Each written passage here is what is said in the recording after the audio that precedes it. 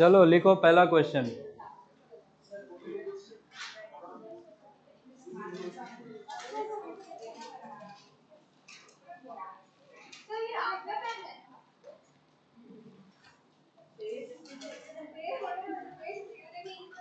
मेरा पेन वहां क्यों होगा?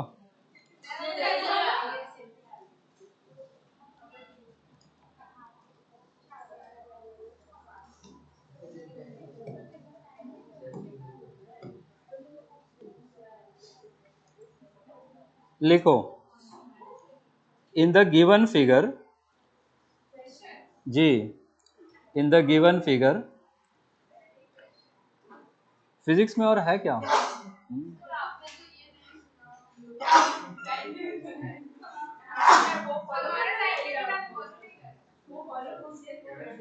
In the given figure, the total charge stored in the given figure, the total charge stored in the combination of capacitors, the total charge stored in the combination of capacitors is 100 microcoulomb. Is 100 microcoulomb. The value of x is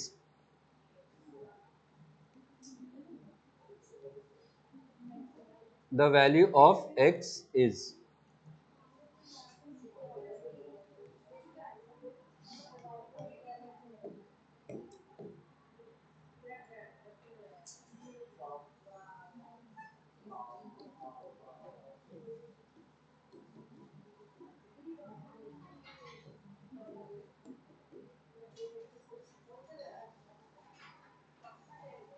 ये तीन capacitors parallel में हैं, 2 microfarad, x microfarad, 3 microfarad. तीनों parallel में हैं, तीनों के cross potential same है 10 वोल्ट का। आपसे पूछा है कि अगर कॉम्बिनेशन में 100 माइक्रोकूलम चार्ज है तो x का वैल्यू कितना होगा।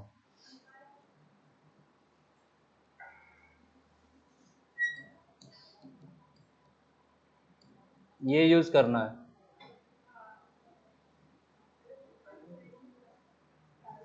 C इक्विवेलेंट निकालो, Q is equal to C equivalent into V use करो। 5 पता करके बताओगे ना?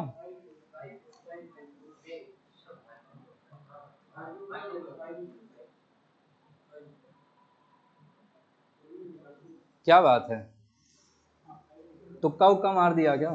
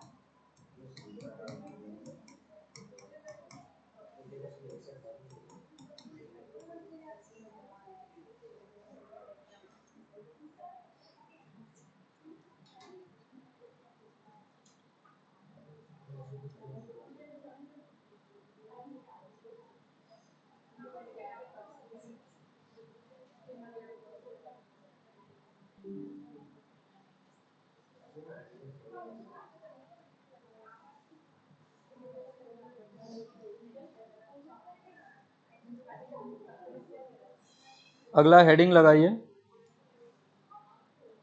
एक लास्ट क्वेश्चन और कर दो। वैसे भी कौन सा कर ही देते। अरे एक किया तो बाबा एहसान कर दिया क्या मतलब?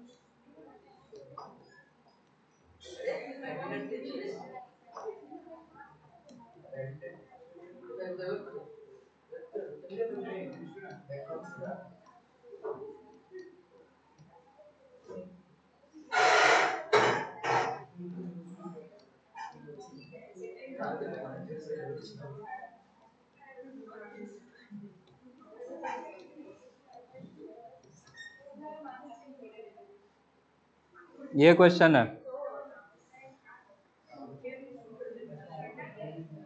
अरे बात मत करो, सॉल्व करो।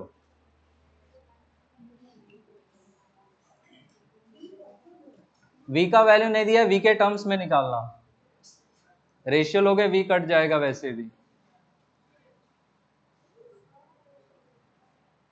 स्टेप 1 में सर्किट का C इक्विवेलेंट निकालना और charge supplied by the battery निकालना। स्टेप 2 में उसको बांटोगे।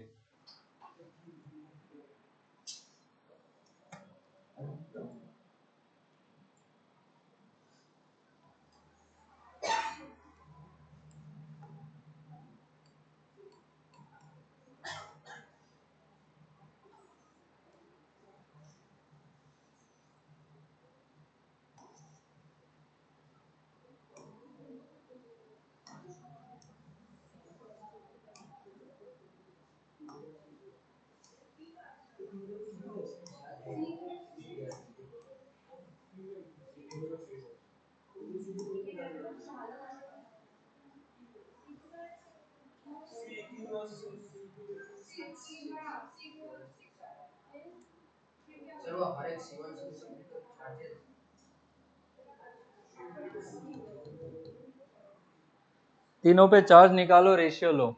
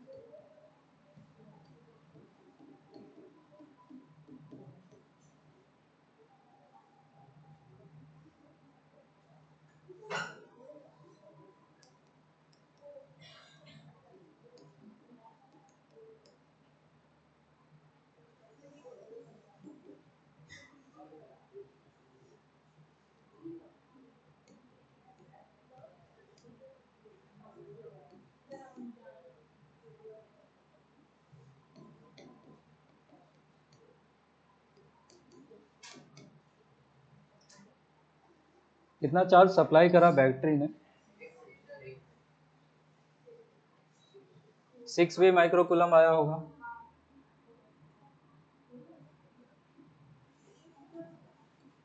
अब ये चार्ज डिवाइड कर दो।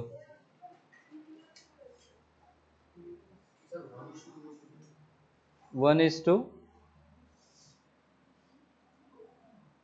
किसी का कुछ और?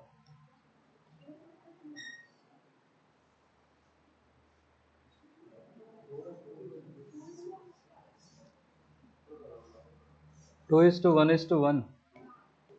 C2 और C3 में क्या चार्ज सेम आएगा, पहले तो ये बताओ।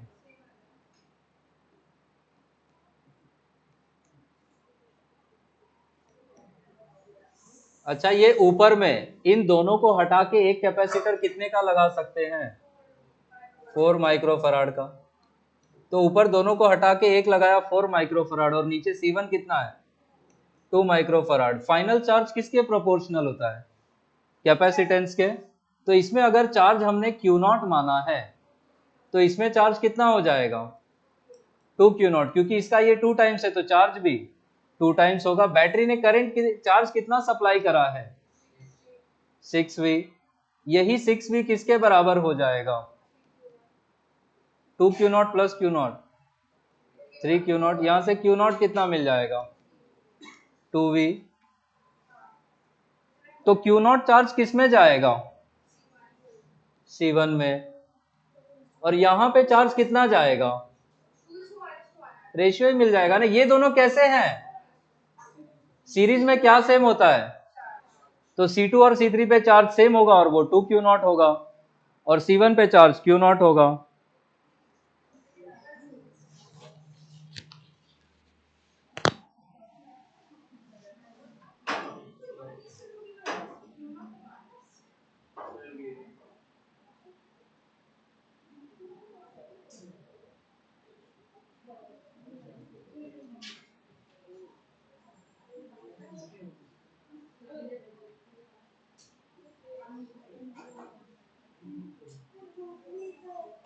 हेडिंग लगाइए effect of dielectric insertion.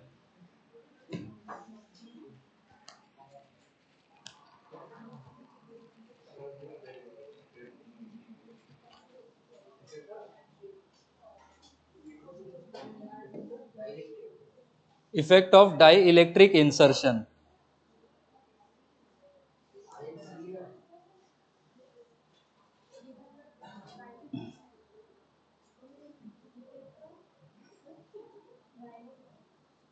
Dielectric insertion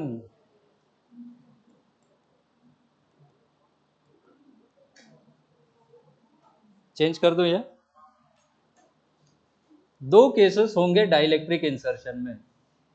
पहले लिखना केस 1।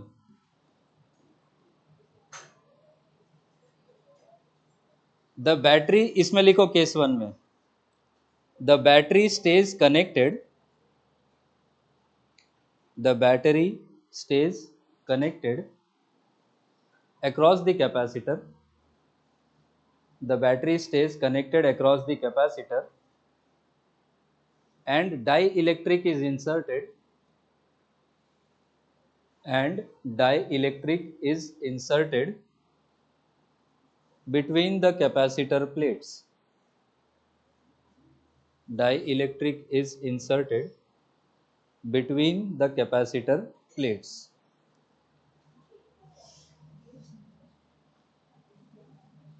तो ये है कैपेसिटर, C कैपेसिटेंस का, इसके अक्रॉस बैटरी लगी हुई है, बैटरी है V पोटेंशियल की सपोज, और हमने इसके बीच में डाइलेक्ट्रिक को इंसर्ट करना शुरू किया, इसका कांस्टेंट K है।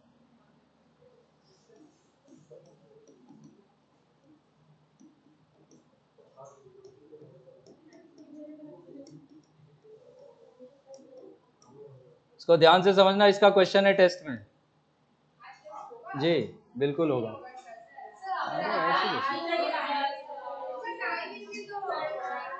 कम ऑन,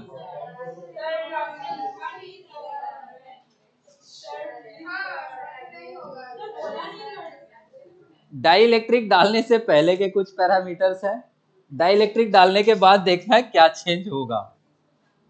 क्या क्या पैरामीटर से पहले वो समझो। कैपेसिटेंस एनालाइज करना है, चार्ज एनालाइज करना है, पोटेंशियल एनालाइज करना है, प्लेट्स के बीच में इलेक्ट्रिक फील्ड एनालाइज करनी है, और फाइनली एनर्जी स्टोर्ड एनालाइज करनी है। केस 1 में याद ध्यान दो, केस 1 में कीवर्ड ये होगा कि बैटरी हमेशा ही क्या रहेगी, कनेक्टेड रहेगी। डाइलेक्ट्रिक डालने से पहले भी बैटरी लगी हुई थी, डाइलेक्ट्रिक डालने के बाद भी बैटरी लगी हुई है। बैटरी का काम बस इतना है, कांस्टेंट पोटेंशियल मेंटेन करना। तो जब बैटरी लगी होगी थ्रू आउट द प्रोसेस, तो पोटेंशियल को चेंज होने नहीं देगी वो। आ रहा है बात समझ में? तो बैटरी कनेक्टेड रहेगी तो क्या चेंज नहीं होगा, पोटेंशियल। जो पोटेंशियल में रिलेशन होगा वही ई में रिलेशन होगा। V इज इक्वल टू क्या, E इंटू डी लिखते हैं। डिस्टेंस तो चेंज नहीं कर रहे हैं, तो अगर V चेंज नहीं होगा क्या E चेंज होगा? इलेक्ट्रिक फील्ड भी जो पहले था वही बाद में आएगा। डाई इलेक्ट्रिक डालने की वजह से कैपेसिटेंस क्या होता है, बढ़ता है। कितना टाइम्स बढ़ता है, K टाइम्स। तो पहले C था तो अब कितना हो जाएगा, K इंटू सी। पोटेंशियल पहले V था, अब भी कितना है, V। Q is equal to क्या फॉर्मूला है, क्या चेंज नहीं हुआ, V, लेकिन C चेंज होके कितना टाइम्स हो गया, K टाइम्स। तो चार्ज भी कितना टाइम्स हो जाएगा, KQ हो जाएगा। आ रहा है बात समझ में? ठीक है। एनर्जी स्टोर्ड के लिए V अगर चेंज नहीं हो रहा है तो आप यूज करो ये फॉर्मूला, आएगा तीनों से। V चेंज नहीं हो रहा है लेकिन C कितना टाइम्स हो जा रहा है, के टाइम्स, तो आपका एनर्जी स्टोर्ड भी कितना टाइम्स हो जाएगा, के टाइम्स। तो बैटरी लगी रहेगी तो क्या चेंज नहीं होगा, वोल्टेज। यही आपका कीवर्ड है।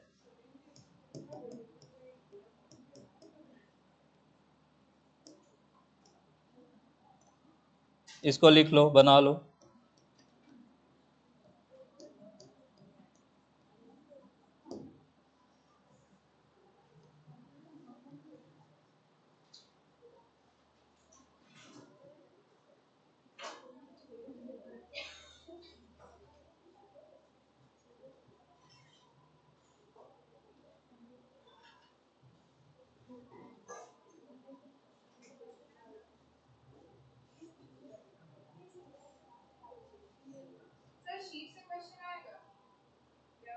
कुछ क्वेश्चंस होंगे शीट के। ये था,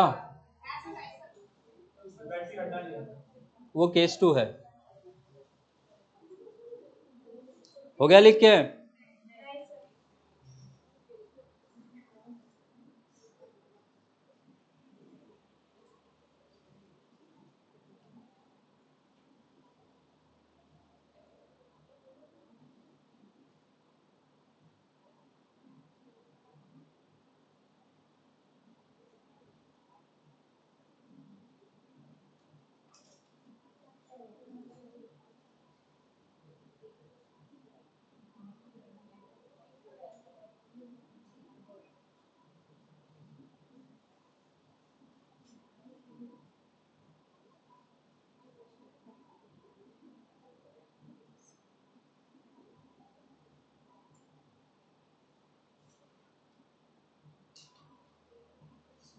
हो गया, केस 2 लगाओ heading.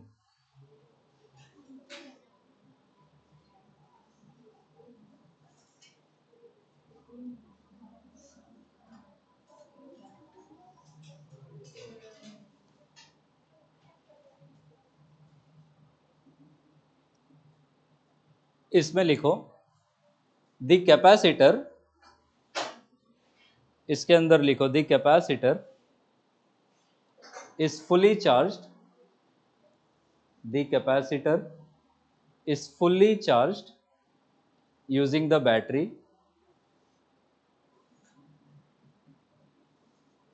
and the battery is then disconnected. The capacitor is completely charged using the battery. The battery is then disconnected and then dielectric is inserted,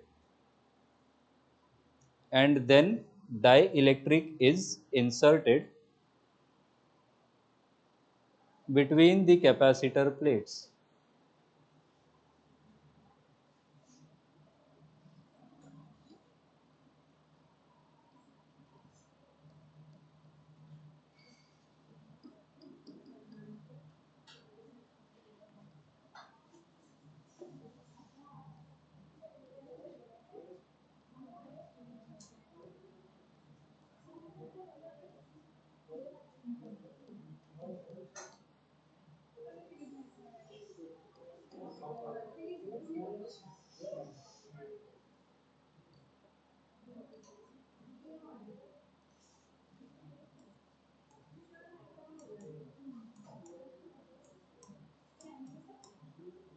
अब ध्यान से समझो कर क्या रहे हैं। इनिशियली कैपेसिटर कैसे रहा होगा, अनचार्ज। हमने उसको बैटरी से कनेक्ट किया, स्टेडी स्टेट में कैपेसिटर कैसा हो जाएगा, फुली चार्ज।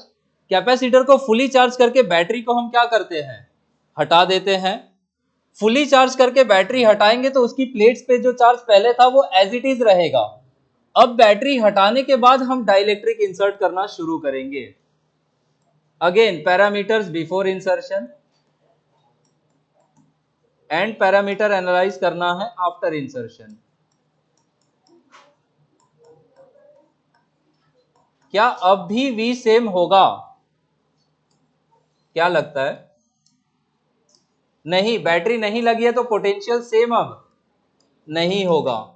जैसे ही हमने कैपेसिटर को फुली चार्ज करके बैटरी को हटा लेंगे, हमारा कैपेसिटर आइसोलेटेड चार्ज सिस्टम जैसा बिहेव करेगा। किसके जैसा बिहेव करेगा? behaves as an isolated charge का सिस्टम। चार्ज कंजर्वेशन में क्या पढ़ाया था, मत बात करो। चार्ज कंजर्वेशन में क्या बोला था, आइसोलेटेड सिस्टम का चार्ज कैसा रहता है, कंजर्व रहता है। तो जब आप बैटरी से पूरा चार्ज करके बैटरी को हटा दोगे तो अब क्या चीज चेंज नहीं होगी, चार्ज, क्योंकि कैपेसिटर कैसा बिहेव करने लगेगा, आइसोलेटेड चार्ज सिस्टम जैसा। तो अब क्यों चेंज नहीं होगा, कैपेसिटेंस के टाइम्स बढ़ेगा ही बढ़ेगा, आप डाइलेक्ट्रिक डालोगे तो, चाहे बैटरी लगी हो चाहे नहीं लगी हो। यहां ध्यान दो, क्यू चेंज नहीं हुआ, कैपेसिटेंस कितना टाइम्स इंक्रीज हो जाएगा, K times. Q is equal to CV होता है, V को हम क्या लिख सकते हैं, Q by C. Q change नहीं हुआ लेकिन C कितना टाइम्स हो गया, K टाइम्स, तो V का वैल्यू कितना हो जाएगा, ये भी K टाइम्स कम हो जाएगा। पोटेंशियल में जो वेरिएशन है वही वेरिएशन किस में आएगा, इलेक्ट्रिक फील्ड में, तो फील्ड भी कितना हो जाएगा, E बाय के। एनर्जी के लिए इस बार अगर चार्ज चेंज नहीं हो रहा है तो आप Q square by 2C use कर लो या हाफ Q भी यूज कर लो, इससे कितना टाइम्स हो जाएगा एनर्जी भी, U बाई Q। तो वो पूछ लेते हैं डिफरेंस बताओ बिफोर और आफ्टर एनर्जी में, क्या आंसर करोगे, डिफरेंस ले लोगे, आ रहा है समझ में। रेशियो पूछते हैं, डिफरेंस पूछते हैं, परसेंटेज चेंज पूछते हैं, यही सब क्वेश्चन यहां से बनते हैं। इसको बना लो टेबल।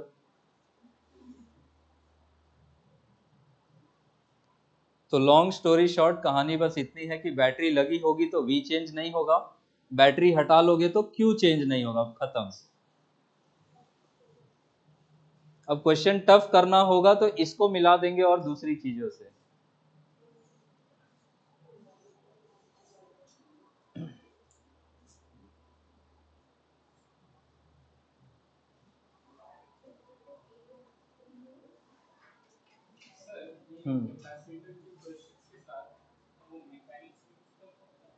हाँ बिल्कुल कर सकते हैं, कैपेसिटर की प्लेट के बीच में चार्ज को मूव करवा देंगे, perpendicular to the field move करवा देंगे, तो वो 2D का क्वेश्चन बन जाएगा।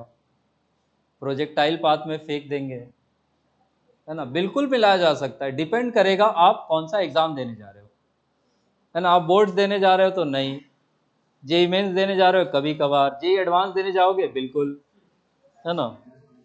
तो डिपेंड करता है कि कौन सा एग्जाम है। आप वो आईआईटी वाला एग्जाम देने जाओगे उसका भी लेवल बहुत अच्छा है, वो जो आइजर वाला होता है ना, वो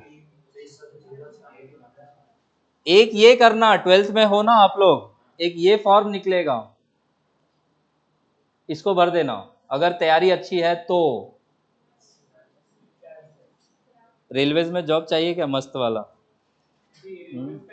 हाँ, सिर्फ 20 सीट्स होती है पूरे इंडिया में, और वो 20 सीट में हो गया ना आपका, तो 3 साल बाद आप क्लास 1 ऑफिसर है रेलवे में, पैसा ही पैसा होगा, मतलब और क्या। सब कुछ है, सब कुछ है।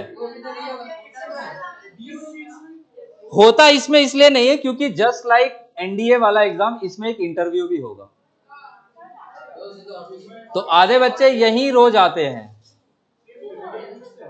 नहीं, फिजिकल नहीं होता, फिजिकल में विजन वगैरह थोड़ा में भी हो, बट नॉन टेक्निकल डिपार्टमेंट्स भी होती है रेलवेज में, नहीं उतना लोड नहीं देते उसके लिए। फिजिकल का बहुत रिक्वायरमेंट नहीं है, आपको ट्रेन थोड़ी चलाना, आपको टपली मार के भेजना है, जावे ट्रेन चला, टाइम हो गया तेरा, आप वो बनोगे, आपको थोड़ी जाना है फील्ड में कि बाबा पत्थर उठाने का है, दिख नहीं रहा है आप नहीं कर रहे वो सब। एनीवेज,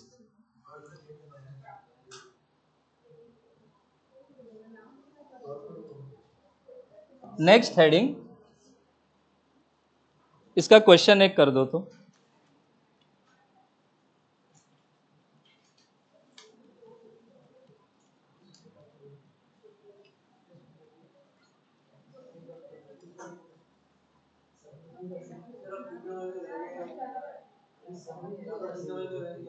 कब, आज दो, क्यों क्या हो गया, ठीक है, उसका प्रॉब्लम नहीं है।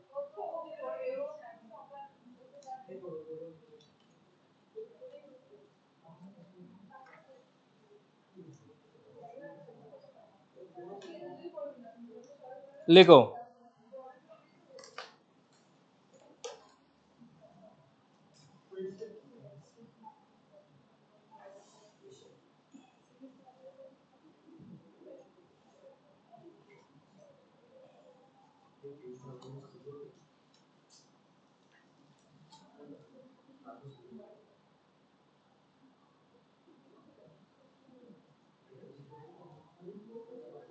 लिखो, a parallel plate capacitor, a parallel plate capacitor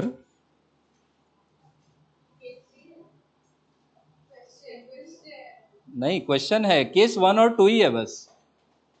a parallel plate capacitor bracket में C is equal to 12 pico farad,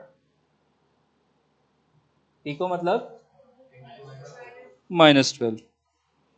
a parallel plate capacitor bracket में C is equal to 12 picofarad is charged by a battery, is charged by a battery of 10 volt। कहां तक लिखी रिया? Capacitor bracket में ये लिखो, C is equal to 12 picofarad is charged by a battery of 10 volt। The charging battery is now disconnected, is charged by a battery of 10 volt। The charging battery is now disconnected and a porcelain slab and a porcelain slab bracket में K is equal to 6.5। अब दिया है, मैं क्या करूं? Constant 6.5 is slipped, is inserted, slipped between the plates। Find work done by the capacitor, find work done by the capacitor on the slab, find work done by the capacitor on the slab। Work done का formula क्या? Change in potential energy भी होता है। आप delta U निकाल लो, वही work done होगा। Case 1 है कि केस 2 है? 2 है, चार्जिंग बैटरी रिमूव कर रहे, केस 2 है। सॉल्व करो फटाफट।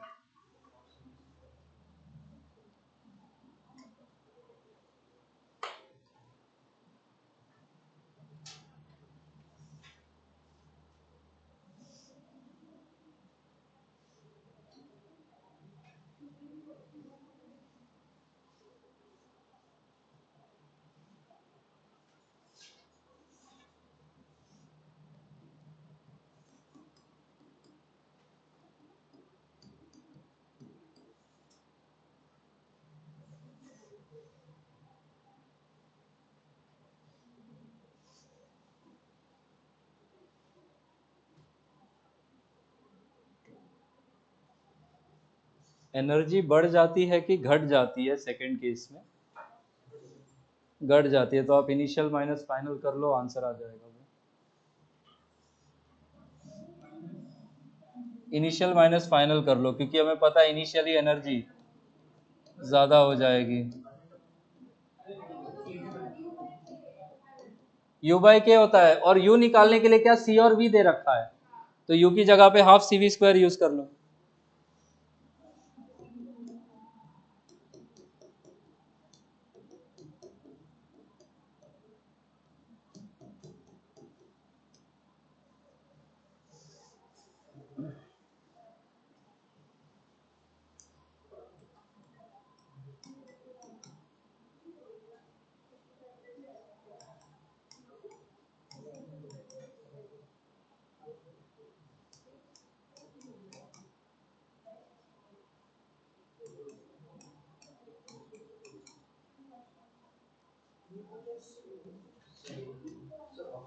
ये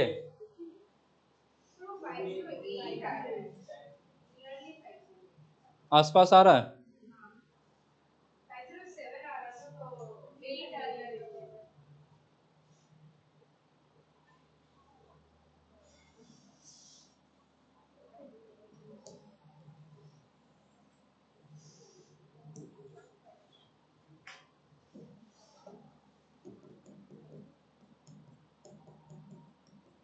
बैटरी कितना था, 10 वोल्ट का?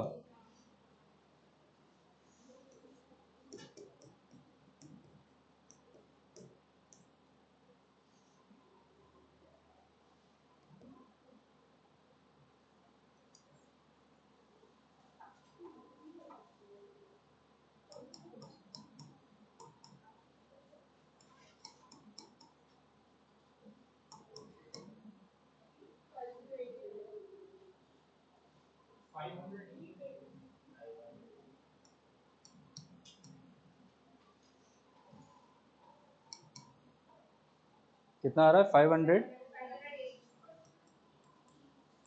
पिको जूल आ रहा है। तो ऐसे क्वेश्चंस होंगे उसके, चेक भी कर लूं। ठीक है, नियर अबाउट 508 ही दिया आंसर। हाँ, शीट 2 मिल गया क्या?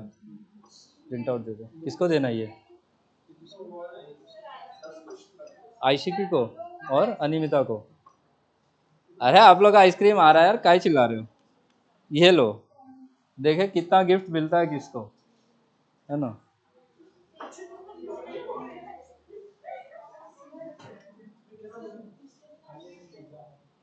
शायद लास्ट क्लास में हाँ दिया था। ठीक है, क्लास के बाद लेते जाना, मैं करवा दूंगा अभी प्रिंट आउट, ठीक है। अच्छा, वो क्लास छूटा उसका क्या? शीट कैसे बनेगा जब क्लास ही छूट गया है तो? हम्म। हम्म। अगला हेडिंग,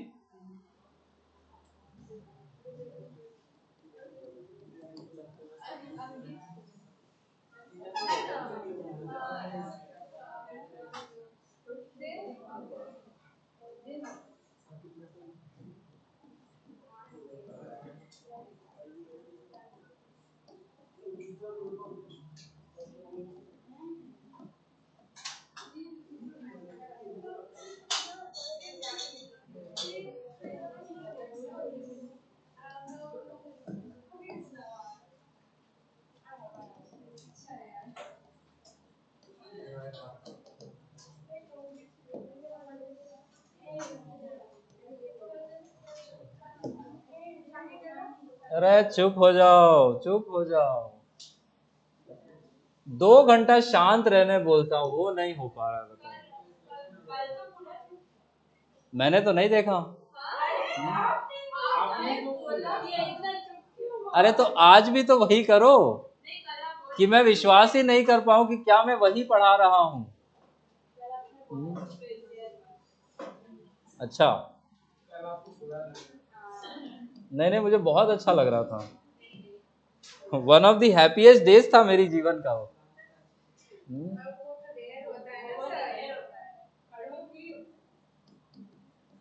दो लोग को भगा देंगे क्लास से, हर दिन होने लगेगा।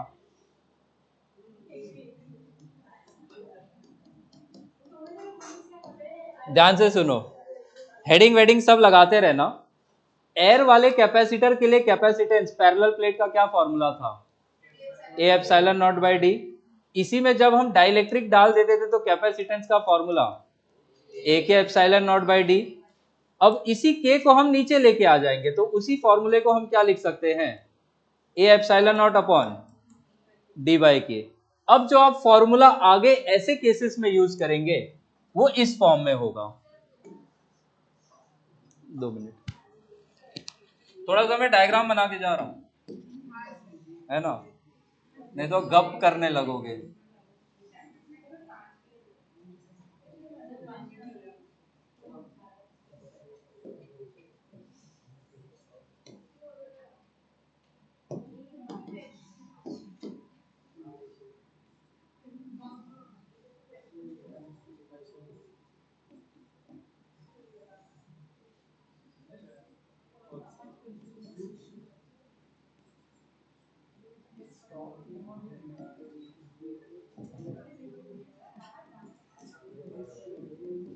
इधर सुनो,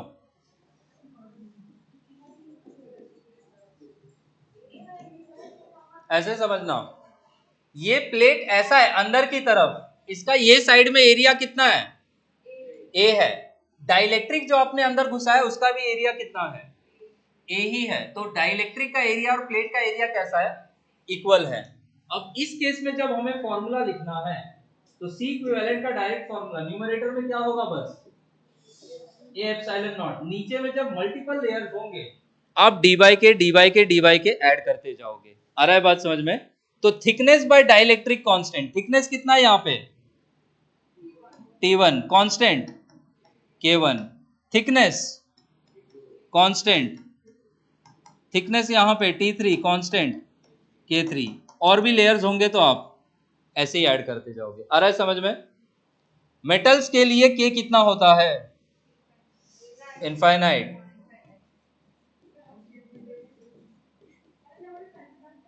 फॉर मेटल्स K होता है इनफाइनाइट। एक क्वेश्चन भी देकर जा रहा हूं,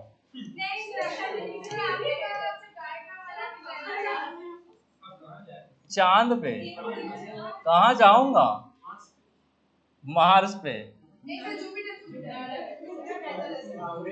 अरे जीने वीने देना चाहते हो कि नहीं, जुपिटर पे जाके क्या करूंगा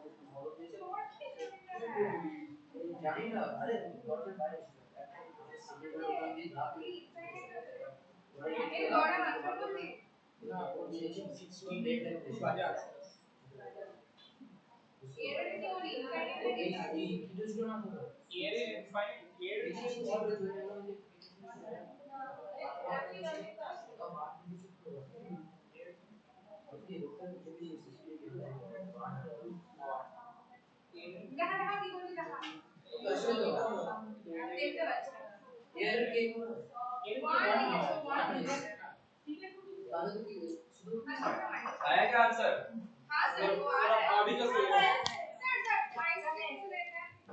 आइसक्रीम खाना है,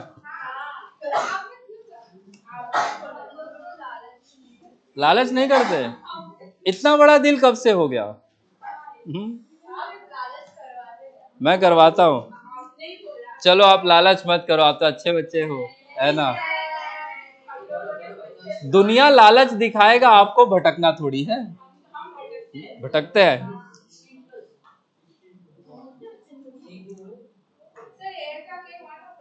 हाँ, एयर के लिए 1।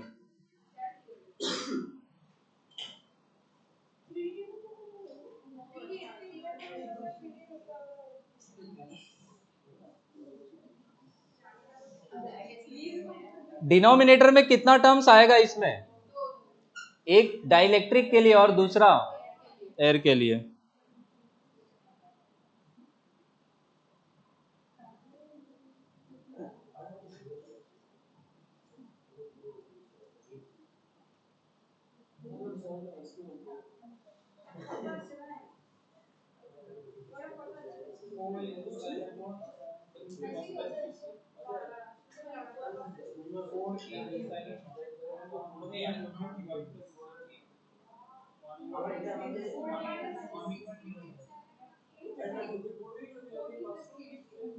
अरे आंसर बताओ, बात कर रहे हो रूपम।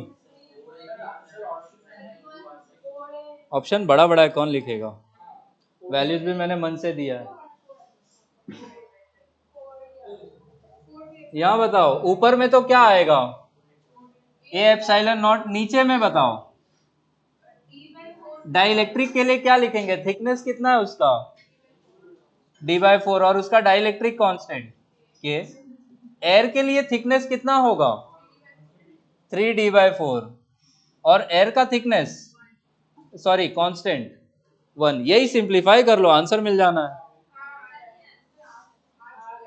आ चुका है।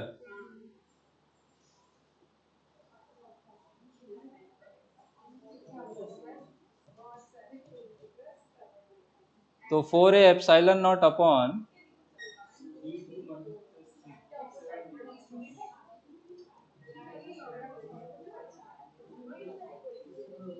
d इंटू ब्रैकेट में क्या 1 प्लस, इसी के नीचे नोट में लिखना, the capacitance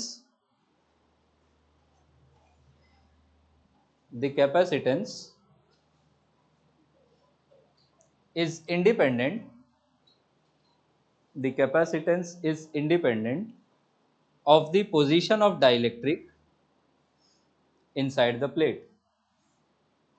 The capacitance is independent of the position of dielectric inside the plate.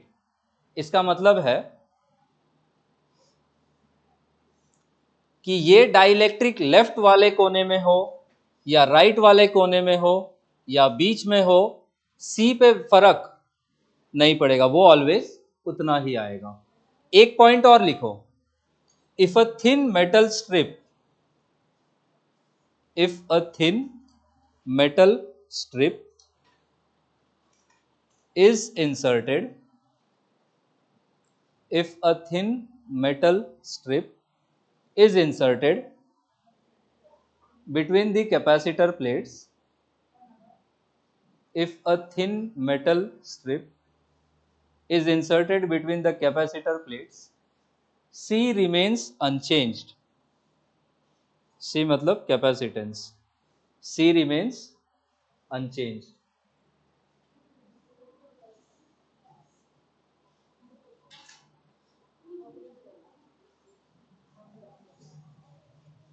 इसका आंसर कर दो।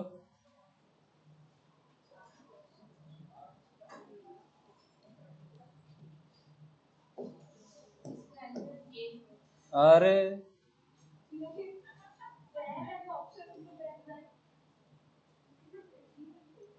कहाँ से आते हैं ये लोग?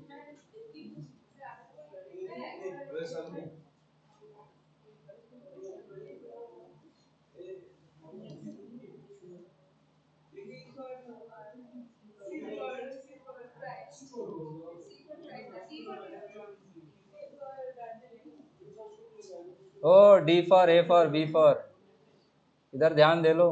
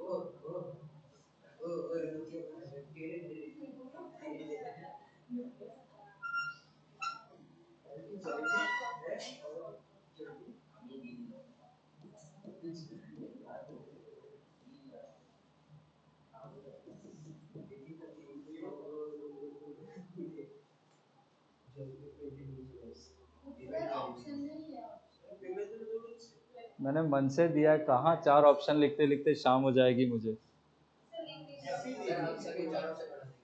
टाइम पास आप लोग तो चार वैसे ही बना दोगे, इतना विश्वास है मुझे।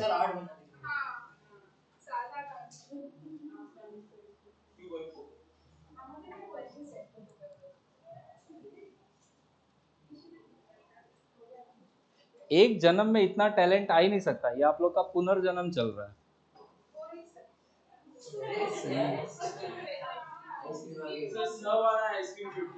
अरे यार मैं ऐप इंस्टॉल कर रहा था देख।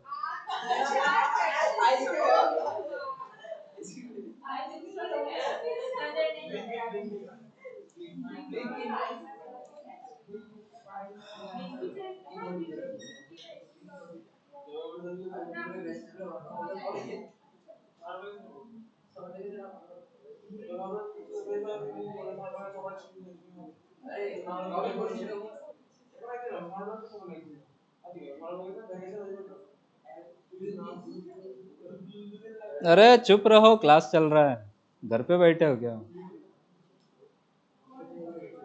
कौन सा आइसक्रीम खाने का है? अरे बाप रे।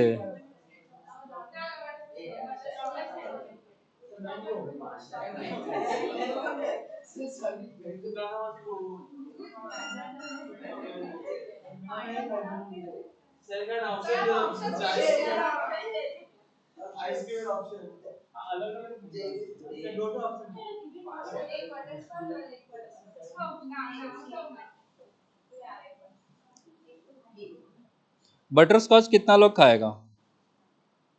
एक दो तीन चार पाँच छ, 6 लोग हैं। ठीक।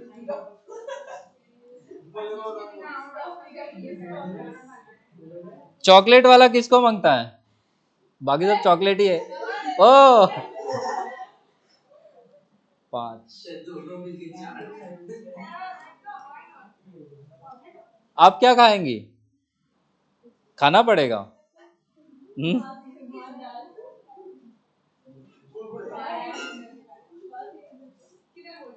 बताओ इन दोनों में।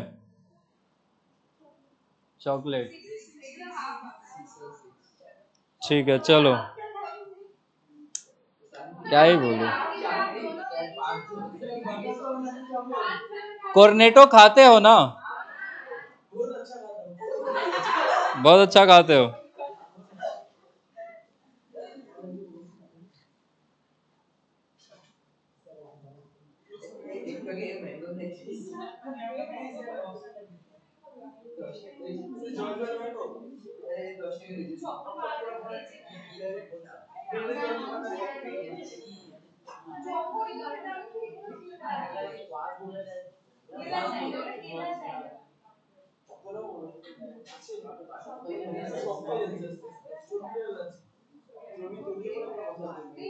इसका फाइनल आंसर बताओ कितना आया?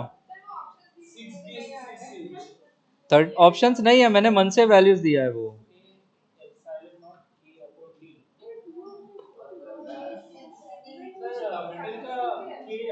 मेटल का के इनफाइनाइट लेना है, तो वो यूज ही नहीं होगा मेटल।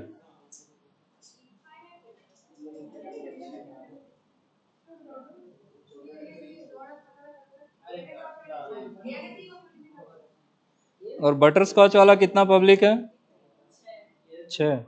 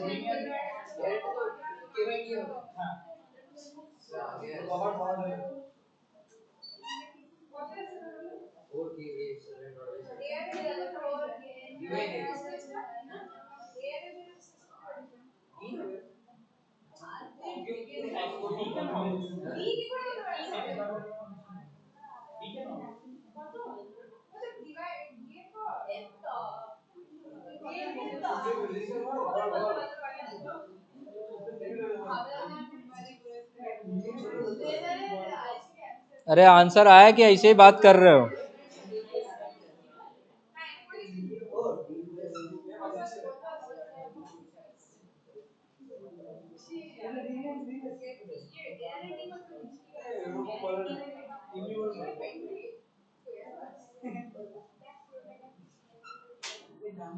बारह लोग ही है ना, छूट तो नहीं रहा है कोई? देख लो एक बार। तेरा कहाँ है?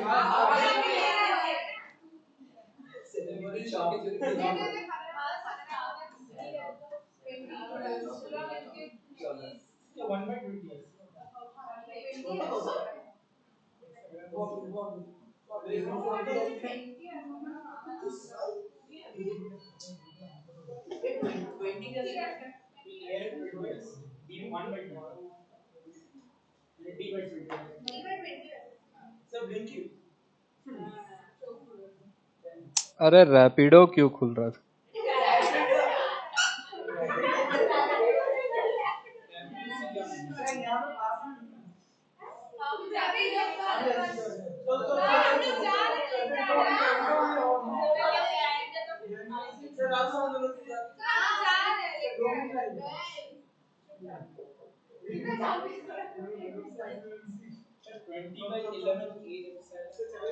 चलो आंसर बताओ भाई।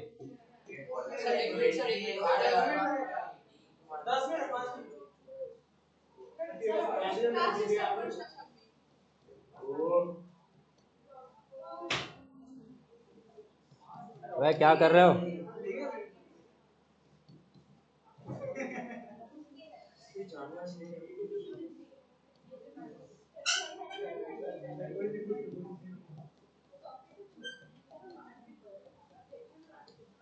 ऐसे किया क्या?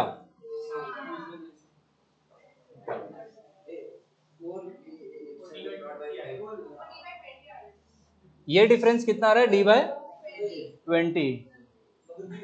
तो ये हो जाएगा ए एप्सिलॉन नॉट अपन। चुप रहो तौफीक और रुकम, दोनों चुप हो जाओ। तो ये कितना हो जाएगा? d/2k प्लस यहां से कितना बोले? d/20। यहाँ पे k क्यों आएगा?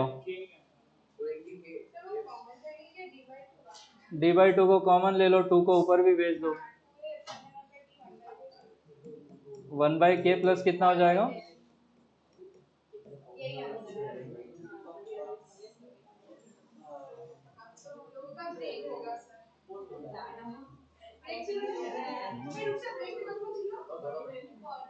जीवन तो आप ही लोगों का बढ़िया है ना।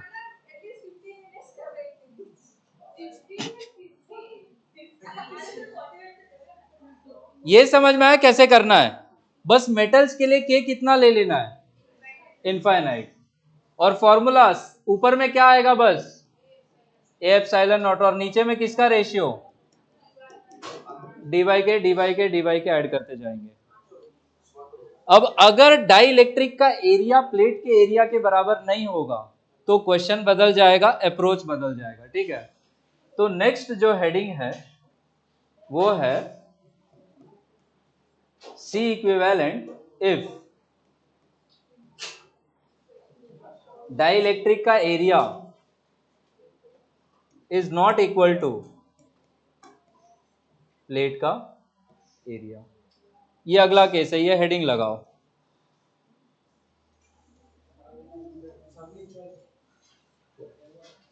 किधर चलो?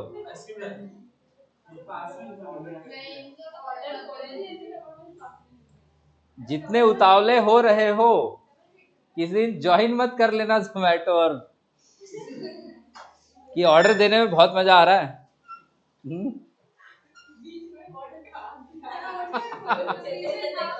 खा सकते हो, थोड़ा टेस्ट करके देने का, फीडबैक के साथ। कि उसमें एक नोट लिख देना, आपका पिज्जा मस्त है, थोड़ा सा मैंने खा लिया।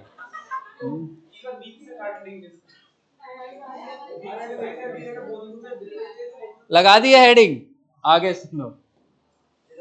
4 केसेस बनते हैं इसमें।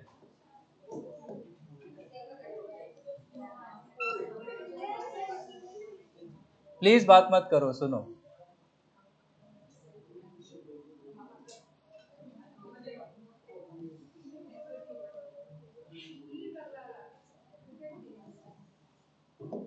आपसे कहा जाएगा ऊपर में डाइलेक्ट्रिक K1 है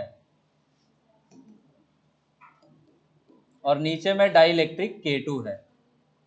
अब हमने जब कैपेसिटर यूज किया है, प्लीज कुछ बनाना मत, समझना ये बहुत इंपॉर्टेंट है। यहां से जेईई मेंस एडवांस नीट सब में क्वेश्चन है, सब मिल जाएंगे। और 4 ही केस है, चारों में क्लास में ही करवा दूंगा, ठीक है। हम लोग कैपेसिटर जब यूज करते हैं सर्किट में, तो हम लोग के लिए प्लेट्स कैसी होती हैं, वर्टिकल या हॉरिजॉन्टल? वर्टिकल। यहां पे प्लेट्स कैसी दी हुई है? Horizontal. This is the distance between the plates. और हमारा डाइलेक्ट्रिक सिमेट्रिकली भरा है, मतलब ये डिस्टेंस कितना है, d/2, और ये डिस्टेंस भी कितना है, d/2। स्टेप 1 में आप इस कैपेसिटर को घुमा लेंगे। नहीं, स्टेयर वाला नहीं, स्टेयर वाला अलग है। अब जब हम डाइलेक्ट्रिक को ऐसे वर्टिकल कर लेंगे, ध्यान से समझना, लेफ्ट साइड में डाइलेक्ट्रिक है K1 और राइट में कितना है, K2। अब इसके लिए आपको क्या करना है कि ये K1 डाइलेक्ट्रिक की वजह से बनेगा कैपेसिटर C1, K2 की वजह से बनेगा कैपेसिटर C2। ये पहला वाला जो डाइलेक्ट्रिक है, इसका प्लेट एरिया, ध्यान देना, ये प्लेट एरिया A है और डाइलेक्ट्रिक का एरिया भी कितना है, A है। तो हम बोलेंगे कि ये C1 के लिए, इसके लिए एरिया कितना है, A, पर डिस्टेंस कितना है, distance between the plates d/2, तो डिस्टेंस है d/2। डाइलेक्ट्रिक कांस्टेंट है K1। जब हम K2 के लिए लिखेंगे, इसके लिए भी एरिया कितना है, A, but distance between the plates कितना है, d/2। क्या दोनों के लिए यही बोला जा सकता है? अब C लिखना है तो हमारे पास फॉर्मूला यही है, A के एप्सिलॉन नॉट बाय D। तो C1 का वैल्यू कितना लिख सकते हैं, एरिया कितना है C1 के पास, A डाइलेक्ट्रिक कांस्टेंट K1 और एक साथ में एप्सिलॉन, नीचे में distance between the plates d/2। C2 का वैल्यू बताएं, A K2 epsilon not upon d/2। ये C1 और C2 का कनेक्शन आपस में कैसा है, क्या बात कर रहे हो? इसका लेफ्ट प्लेट A से कनेक्टेड है, राइट प्लेट B से कनेक्टेड है, तो इसको हम ऐसे खोलेंगे, ये होगा C1 और ये C2 लाइन से लगे हैं, ठीक है। तो C1 और C2, C इक्विवेलेंट को क्या लिख सकते हैं हम लोग, सीरीज में है तो C1 C2 अपॉन, क्या C1 C2 का वैल्यू है, यहां पे लाके रखो, C इक्विवेलेंट निकालो। चलो,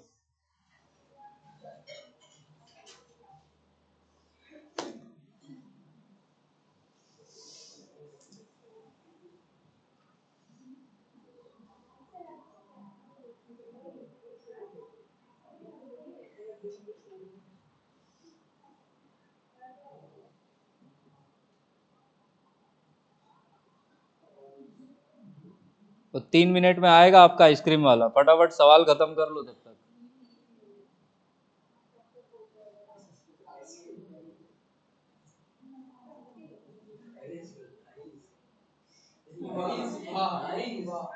है ना, अरे हो जाएगा, कर लोगे। आप लोग अपने आप को बहुत अंडर सेल करते हो।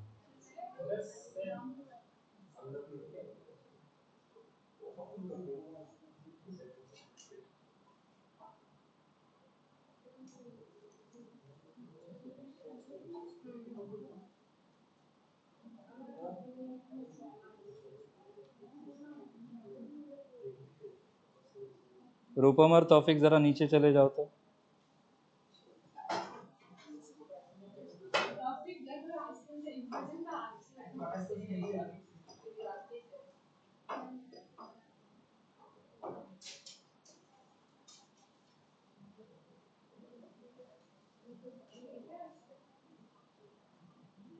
दो मिनट में आ रहे नीचे।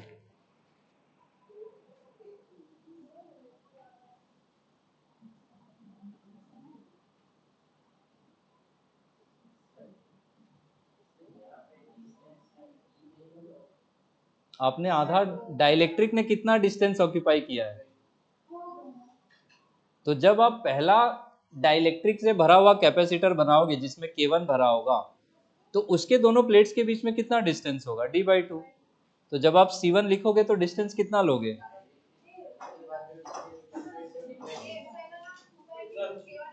ले लो, मैं क्या करूंगा। खाओ फटाफट, फिर बुलाना मेरे को, ठीक है?